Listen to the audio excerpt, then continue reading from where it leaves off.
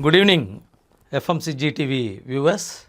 Today we have a very special guest, Mr. Badhri Seshadhri. He is a book publisher. He is a technology person. He has done his education at IIT Madras, and he is also a very quality YouTuber. He runs Kirak News, which helps a average person to understand some of the most important day-to-day affairs. Instead of reading the newspaper in full, he tries to give the best out of the matters and educate the normal public. Today I have him. I have been trying to have him for quite some time. Welcome, Mr. Badhri Seshadhri. Thank you, Ganesh Ram, for inviting me. Yes, Thank you. Today I want to have a dialogue with you regarding the bribe corruption areas, which has taken our country backwards. Yes. And the common man today is actually having, he has accepted bribe. Totally we have accepted bribe. Suppose we see a news that an officer is caught for 50,000 rupees bribe. And we feel very sorry for that person. 50,000 crores and all fellows are stealing. After all, this fellow is being caught. Right, that's correct. The nature, we have seen in West Bengal also a minister caught with nearly, I think, less than 300 plus crores of cash. Right. So, request you to give a very good view about the cost of corruption and the ignorance by the common man, how it takes him individually backward in the world. So, firstly, corruption is not unique only to India. It's spread across the world and it exists to varying degrees in different societies. Right? And it is not a new phenomena. It existed well before the modern democratic government.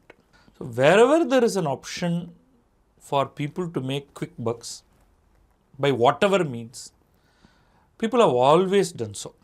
So, we have to look at the the whole issue of corruption from that point of view. Right? Okay. We may talk about dharma, righteousness. You can invoke all kinds of religious books, but the reality is that by and large, individuals are not honest, by and large, and only the rule of law forces them to be honest. This is the general trend. Okay. Strict laws generally forces. Generally, right? Enforcement of laws and strict punishment. So, even during the period, if we generally talk about in India, golden age of kings ruling, righteous kings, dharmic kings, maybe the great Rajaraja Chola, Yes. or we will talk about Ashoka the Great, or Chandragupta Maurya. You name many such kings. They had very strict code of conduct, punishment. People caught having done something wrong have been given exemplary punishment. Okay. And our Dharma Shastras have always called for it. Now, let's keep these things in mind. Right?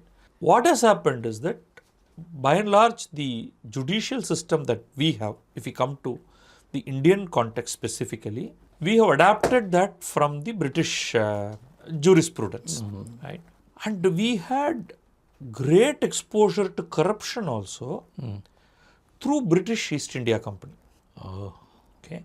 The modern corruption that we talk about, in my opinion, starts from, this is what a lot of economists also say, the British East India Company came here, they were not expecting the kind of extraordinarily rich society that was here. Okay. It was unequal society, but people at the top were extraordinarily rich. Okay. The average zamindar or a tax collector of the Mughal kingdom had access to more money than the emperor of Britain. Oh. The Mughal wealth bowled them over when Mughals were in their decline. I see. Mughals were in their decline when the British came here. British. And they have written a lot. Jamindar system existed during Mughal period itself? Yes, only in varying forms. I mean, it gets could have been. standardized a little later Okay. under the Jamindari and the Rayatwari system gets standardized under the British. But general tax collection models existed. You may call them all kinds of, different governments had Mughals had a certain system. Right? Okay. By way of tax collection, you had Nawabs who had access to a larger region and they were supposed to collect. It's equivalent to the, general suzerain states under a large, Okay.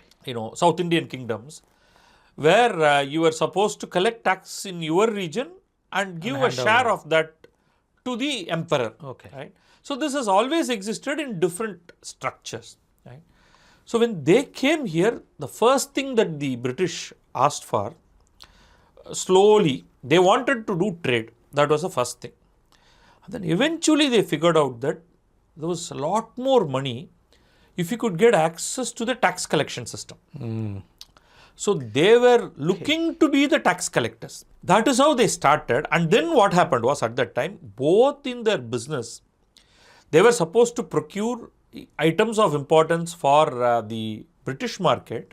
To start with here, the textiles, and then the spices, and thereafter from all the way tea, coffee and much more, that they were procuring from India. What they were doing was, they were allowing their employees, who are called clerks or factors, they said, you can do business on the side. That's where the corruption starts. Okay. So you do business for me, that is the company, East India Company. East India Company. On the side, you also do business for yourself. Today, we don't allow such things in our company. If you run a company, Yes. you are into trading, we won't allow our employee to also Be do a business on the full-time, side. yes. Right? In those days, East India Company allowed that. All the key people of East India Company were corrupt to the core. Robert Clive. Is known to be corrupt. In fact, he is tried in the British Parliament. Okay. Having taken so much of wealth from here, he comes in front of the Parliament and he says, you don't know how modest I was. I took only so much. Oh, Because I had access to taking so much more, I didn't do. I had to control myself. Right? That is the kind of, and they then subsequently changed, they increased the salary substantially, and they wanted their officers to be exemplary. Even then, there was corruption in their system. Right? So you can imagine anybody working in that kind of an atmosphere, that is literally the government getting to know that a little bit can be done here or there. Okay. Okay. So it is not new for us. The modern governance system that we got from the British, it gave us a lot, but it also gave us in some sense the organized governmental corruption. Okay. Okay. It might have been there even before, earlier, but this is well organized corruption. Okay. But also this was the period of reform when they increased the salaries, they wanted the civil servants to be uncorrupted. And there was also a period of extraordinarily forthright officers, which carried into the post-independence period also. So there is no way we can say in the post-independent period, be it the ministers of the government of India or the states, that they were corrupt. That is why even little bit of a scandal, right, whiff of a scandal, right, made the heads of the government to sack or persuade people to put in their papers. Okay. Right? So you know of T.T. Krishamacharya resigning. Yes. Okay. You have Mundra scandal talked about in a big way. You have a lot of these scandals talked about, and immediately the punishment was resignation. But slowly over time that changed, and when a lot of humble people came to the government and had access to a kind of money that they were spending on people, people's money spending on people, but you were seeing millions and billions of rupees, right? You have the very famous statement by an erstwhile Chief Minister of Tamil Nadu saying, if you are, collecting honey, would you not Yeah. lick a little bit of Yes, it. in Tamil the proverb exists. தேன் எடுத்தவன் புறங்கையை நக்க மாட்டான். Yeah. Right? So that sort of, I'm not saying he justified and he encouraged everybody to be corrupt, but it shows the kind of lure that was available. And as you are also sort of moving away from the concept of righteousness and dharma, where there was also a lot of tumultuous period of godlessness from the Dravidian movement. And again, I'm not saying only that, because Congress government before that the DMK replaced, also had its share of corruptions across the country, not just here. To that day, from that day to this day, we have been seeing corruption at the government level.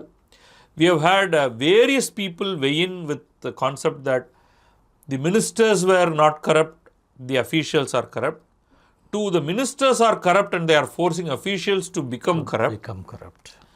And then the officials, hand in hand with the ministers, showing them the ropes. When a new government comes, it is the official who says, Who teaches them how to all these things money. can be done. And new parties picking members from old parties to help them in systematically undertake correction. So this is the framework. Now to come to the point that you asked, what is the impact for people? Before that, can you give a brief about TTK is a corruption resignation matter? Because I have only heard that Nehru did the corruption and TTK had to resign. No. See, it is not that either of them were corrupt. That's my view. Your view. But when accusations come about, as like today, then also the opposition parties mounted phenomenal campaign. Okay. That you are somehow involved in this. Okay. Right? So that is what led to, the government is bigger than any individual. Right? TTK, in fact, TT Jagannathan, who is no more, who just passed away a few months back, who like me was IIT Madras student, and also was educated in Cornell University, which is where I went to for my PhD. He built, along with his brothers, the TTK family empire. He said, he has written a book. He says, our father was an impediment to our growth. As a politician, he was not allowing us to grow, because his fear was that if you grow, people will say it is because of me. Right? So that man, T.T. Krishnamachari, so he was a honest person. But things tick on you. Right? So I would say 100% Nehru was not at all corrupt right through. Nobody, except for there are, in the Punjab ministry, there were people who were corrupt. There were corrupt people too, even then. But Nehru is impeccable. There is no question of even whiff of corruption there. It is just that when institutions under you make certain decisions, it reflects on you. You own responsibility. Right? That is what actually happened, and opposition can be ruthless, like it is today. Yes, power. And today, at least, you have people saying that, I am not going to resign. And if the chief minister or the prime minister will back you, nothing can happen to you. But in those days, people were very worried about their imagery also. So they were careful. Right? So corruption happened, it got institutionalized, I would say, in the central government, primarily from the time of Indira Gandhi. Again, I'm not saying that there was zero corruption before. But there was plenty of, wink, wink, I will let go of you. Basically, if something happens, do it quietly. Party fund was another thing, until now in the current government is discovering, the current TVK government is discovering that party fund is the norm in our state government. And they are, from what we hear, they are saying no party fund, stop. But is that news to you? I would believe them right now that if they are No. For that your, party fund existed, you mean? your exposure, for your exposure, do you think it's a new thing you are hearing? That they are trying to stop, you mean? No, not only stop. It is Oh, a party normal. fund is a common knowledge. Common knowledge. But we were not aware of the intricacies. The intricacies, in fact, I can tell you clearly, the preliminary documents put together by ED against the previous minister K. N. Nehru, and they are asking the local police to file an FIR, only then ED can pursue. So they did a raid and they collected some material, and based on which they have written 2 letters. A lot of the details have all been leaked out. Yes, DGP. They have given very clear modus operandi. It mentions very clearly PF as party fund, and it talks about people being taken to the then Chief Minister M.K. Stalin, Okay. and party funds were always discussed. Okay. That document came out before election. Yes. Right? So the idea of a party fund is very much documented, and now you have the current government saying no talk of party fund, stop the party fund. Okay. Whether this will continue to remain so, we have to see. Still, it is good news for our ears. Exactly. And you see today's newspapers talking about how the open commission and cutting that came from the liquor companies to the officials and the party people, amounting to approximately 600 crore per year. That has also been talked about, saying that the ministers have said now, no cutting.